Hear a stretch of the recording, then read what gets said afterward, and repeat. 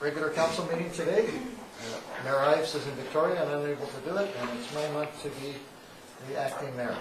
I now just call for a motion to adopt the agenda. Move. Second. Thank you. Our first... All in favor? Aye. Any opposed? No opposed. For delegations, we have one speaker today from the Lush Valley Food Action Society. Cynthia, you're welcome to come up. You have 10 minutes to address council. Thank you.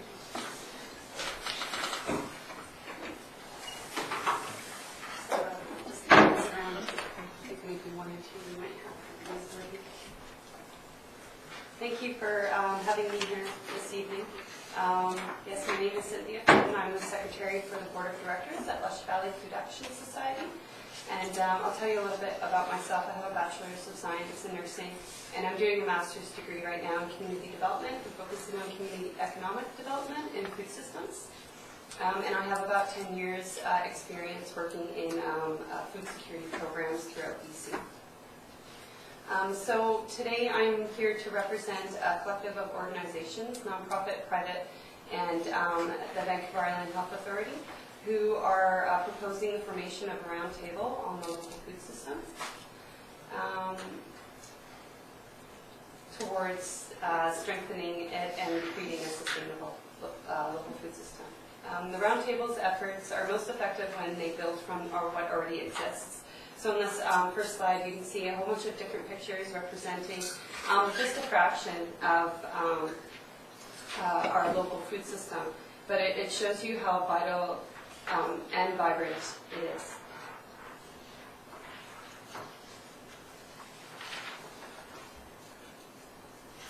Which way do I print it? There we go. All right. So on this next slide here, I'll just let you look through it. It gives you an idea, a basic idea of what a food system involves. And I'm going to talk about different issues that can be happening in this food system, and also different measures that can be taken to solve those issues. So common issues in food systems involve food access difficulties related to income, education, location, resources, and health. Weak integration of food policies at institutions and government levels, competition gaps and overlap between organizations on food security measures, obvious pollution from transporting our food in from large industrial farms off island, issues related to emergency preparedness planning, and other issues in production, processing, and distribution of local food. What you cannot see in this slide is how food security efforts can contribute to strengthening the local food system. So now I'll describe those different efforts that can be done. So the first, they come in different levels. The first level obviously would be kind of like the short-term relief stuff, emergency food services, food banks, soup kitchens, and stuff like that. These organizations often are struggling to maintain stability and to provide adequate nutritious foods based on the fact that they run on donations. And then you have the next level up, it's participation and transition.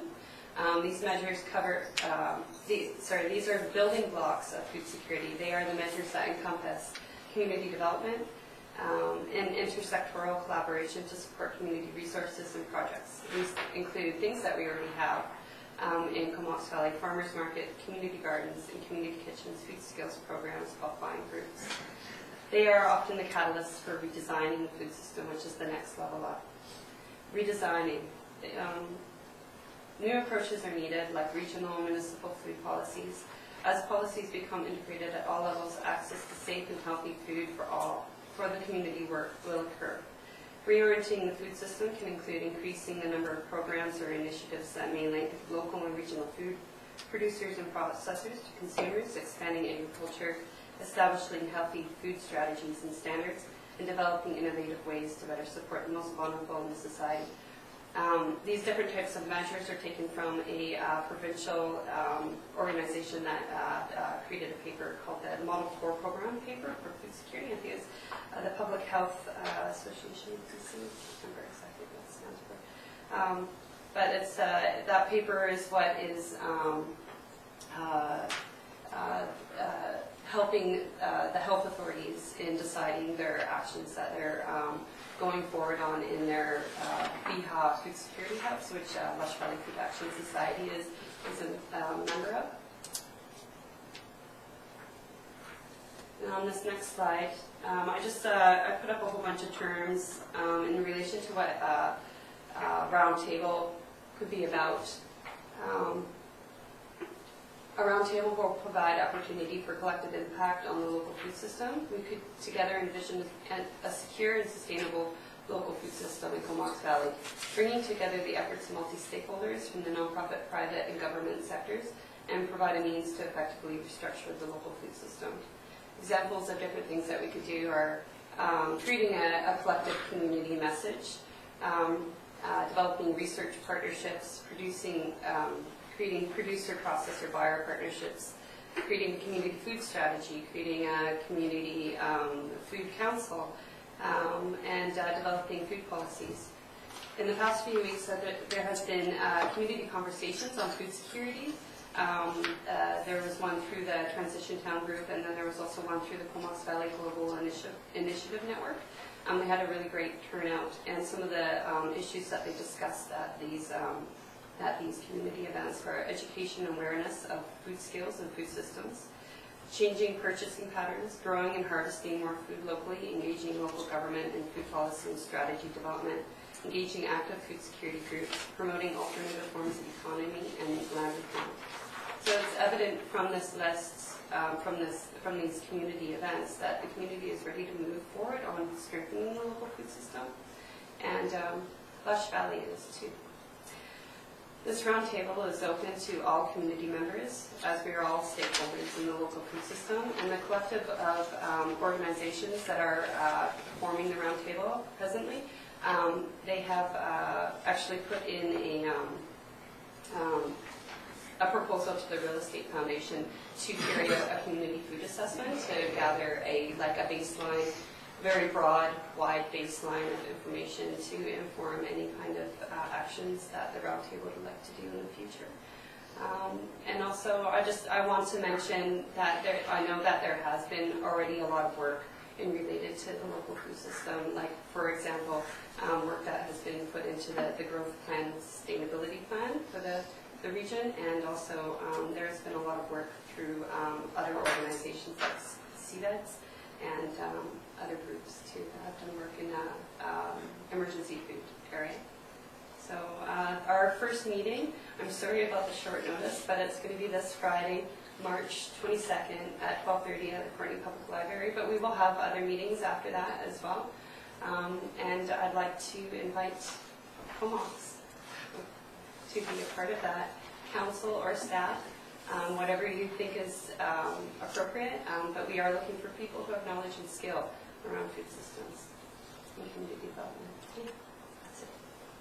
Okay, thank you, Cynthia. Are there any questions from council for Cynthia? Yes, Councilor Price. And it's a great organization, Lush.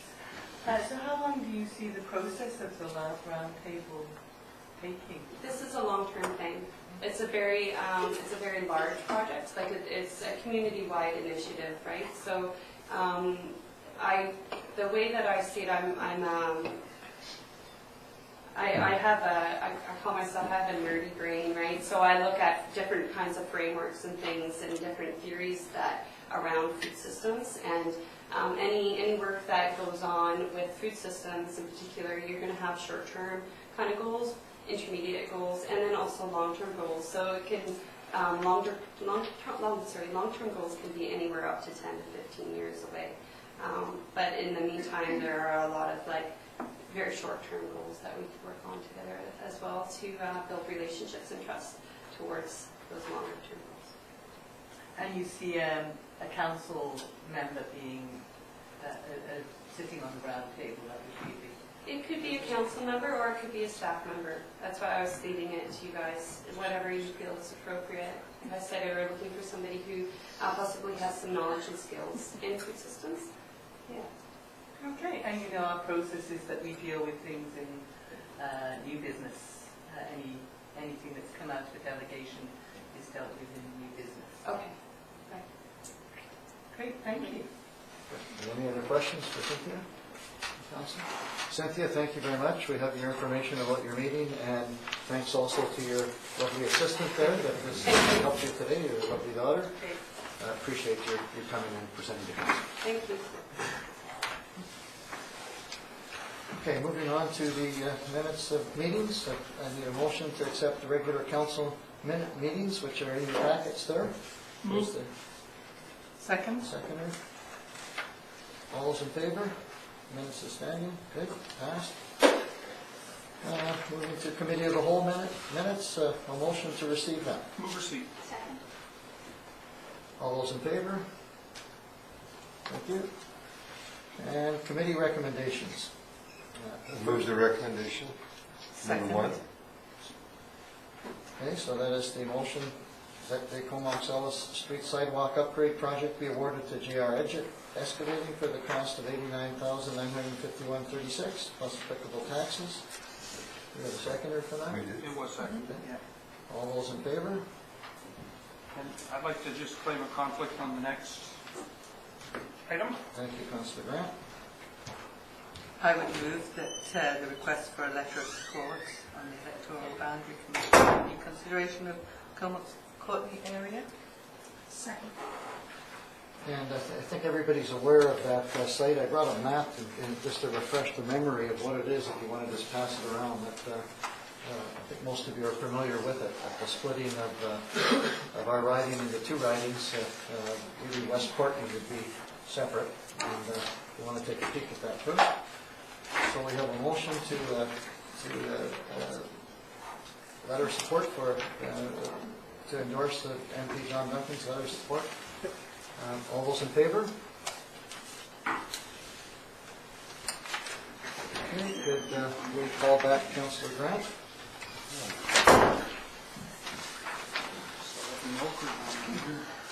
Unfinished business, we have a management report, March 20th. Move receipt. Second it.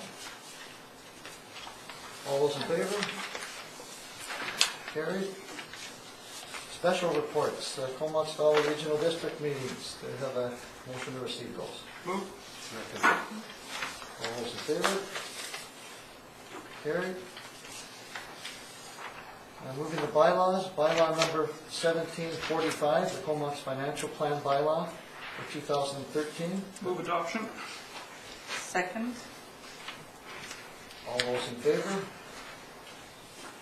That's carried. I think it's far too soon to be adopted. Financial plan bylaw. The mayor's out of town and we have passed it. We can do a lot of stuff this week. Councillor Grant, your comments are noted. For new business, we have nil for new business. Moving on to correspondence. Did we want to deal with the request for someone at the round table? Is that something that... Do you have a motion then, Councillor Grant, or discussion? I mean, I'd be willing to do it. I don't know if my fit is the best one. I don't know if it's a better staff fit, but I'm representative on the Social Planning Council. So, Okay, just a point of discussion here, Councillor Grant, and I'll make a comment. Would it make more sense if Councillor Price wanted to go as a citizen that probably has maybe a little bit of more in-depth input, being that she's on council, and then if this group wants to come and report to the town on their progress, rather than sending someone from our council? I find that when we do that, sometimes we influence the discussion too much as politicians, and we don't allow them, you know, if you want to go as just a citizen of the town and then do your thing, that's one thing. I throw that out for comment. I hear your thoughts. Any other comments from councillors on that?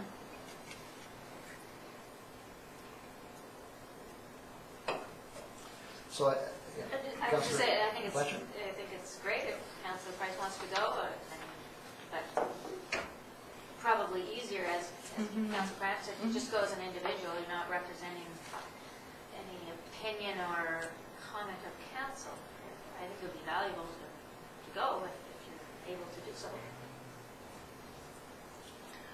I'm happy to, if council sees fit, to have reporting back from the roundtable to council as the mode that we take, I'm perfectly happy with that too. Sometimes it's hard to separate your hats, and so I'm happy to, if council's wish is that we actually just hear back from the roundtable, I'm perfectly happy to have it that way also. So I'll make a motion, we do nothing on this. You should watch if you want. Do we have a seconder for that? I don't think you can make I that think we had motion. Yeah. discussion, a healthy discussion, and going as an individual, in an advisory capacity at best, but in individual, we're comfortable with that, council? Yeah. And that's not saying that we don't support the noble goals of Lush Valley. But I would see that if I went as an individual, that would be me arranging it with the group, and as it stands, I think we've agreed that we're not sending a council rep. So I think we'll just leave it at that, and that's fine. Okay. Good.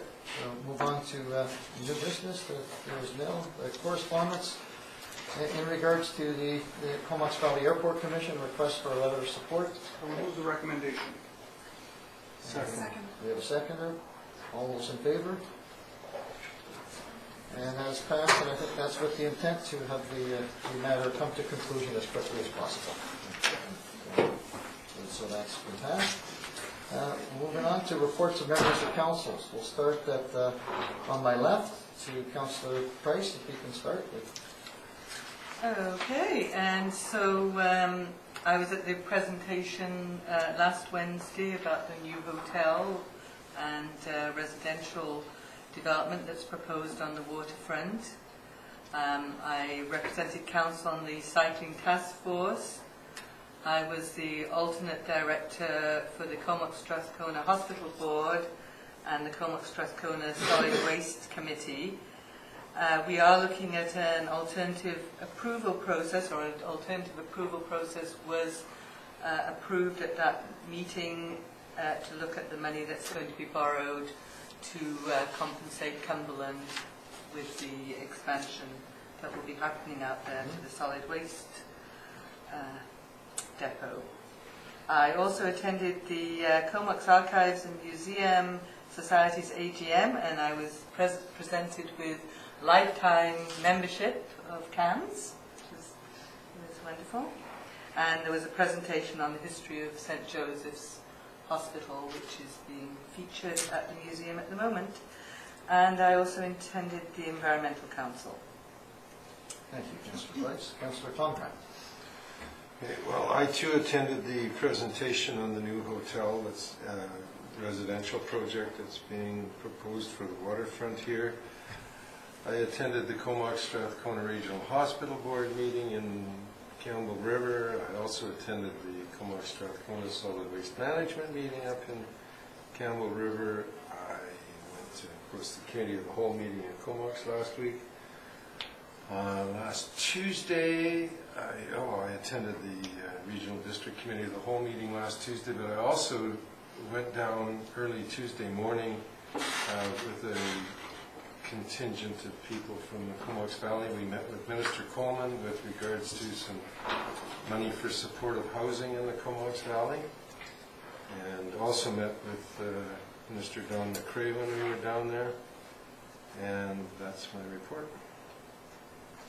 Thank you, Councillor Councillor Graham. Graham. Sure, thank you. I attended a lunch this afternoon with Minister Pat Bell regarding tourism and how best to approach tourism for the Comox Valley. The message was fairly clear that a collective approach is a lot better than a whole bunch of little individual approaches, and so we had quite a good lunch and discussion over that. I attended a BIA meeting, and I also attended an Economic Development Executive meeting, and I attended the open house for the hotel, proposed hotel down on the waterfront here. At the Economic Development Executive meeting, we really talked about the open house that we're having and to invite all of council or all of the public as well to come on Thursday, which is tomorrow, between 4:30 and 7:30 to the old house Village Spa to come and have a look at the new 5-year plan that we've put together and give some feedback. One of the things that's come to our attention at Economic Development is that a lot of people don't really understand the function and what we do, so this is an attempt to start being a little more open with the process and invite people in to see what we're doing. So that's what we're doing there. And also tomorrow at 2 o'clock, the Rotary Club is inviting all of the council and public again to come. We're kicking off our Rotary auction, our online auction, and our item this year is going to be a townhouse. It's going to be one of the major items in the thing, and so we're doing a ribbon cutting, and we'd like to get as many of the council and such to come down. It's at 2 o'clock at 4699 Muir Road, and the money is all going to the City of Courtenay for their Rotary Trail and the train station building there to start working on that. So that's my report. You're invited to come to both of those tomorrow. Thank you for your invitations there, Councillor Grant. Councillor Fletcher.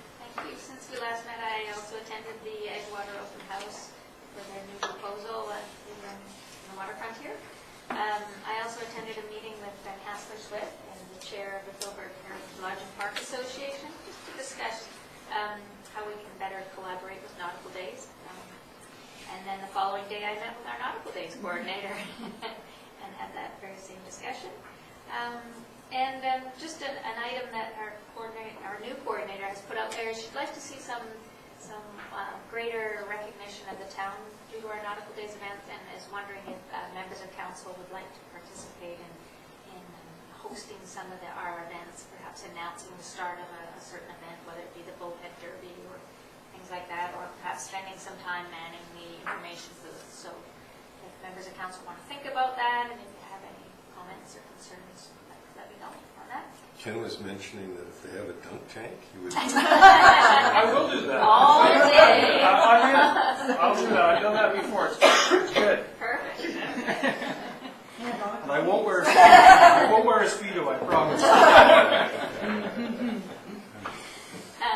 And then also last Saturday I attended the Comox Archives Museum annual general meeting to run their elections, and they have 2 new members of their society to elect a board, and otherwise lots of members maintaining. And again, the St. Joseph's Hospital slide presentation was excellent, really informative. They did a great job. So drop by the museum and you might learn some history about St. Joe.